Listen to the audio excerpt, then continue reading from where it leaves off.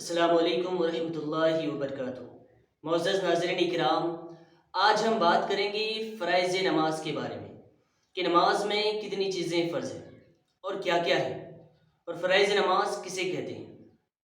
فرائض نماز کہتے ہیں ان چیزوں کو جن کے بغیر آپ کی نماز ہوگی ہی نہیں۔ اگر ان میں سے کوئی ایک بھی چیز چھوٹ جاتی ہے آپ سے تو آپ کو دوبارہ نماز پڑھنا ہوگا۔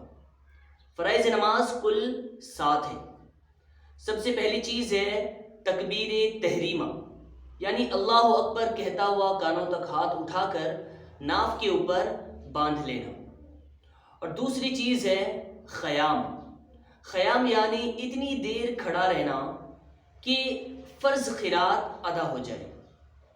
اور تیسری چیز ہے خیرات۔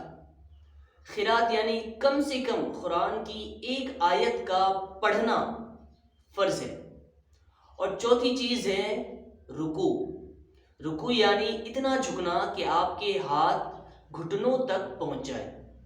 اور پانچویں چیز ہے سجدہ۔ سجدہ یعنی ناک اور پیشانی کا زمین پر جمنا، اور ساتھ ہی پیر کی ایک انگلی کا پیٹھ زمین پر لگنا ضروری ہے۔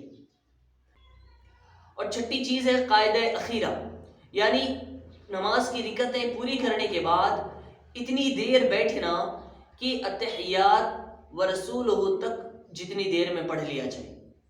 اور ساتویں چیز ہے خروج بسنعہ، یعنی اپنے ارادے سے نماز سے باہر نکلنا، خواہ وہ سلام کے ذریعے ہو یا کسی سے کلام کے ذریعے یا کوئی اور ذریعے سے، لیکن سب سے بہتر طریقہ یہ ہے کہ سلام کے ذریعے سے السلام علیکم ورحمۃ اللہ، السلام علیکم ورحمۃ اللہ کہہ کر نماز سے نکلیں۔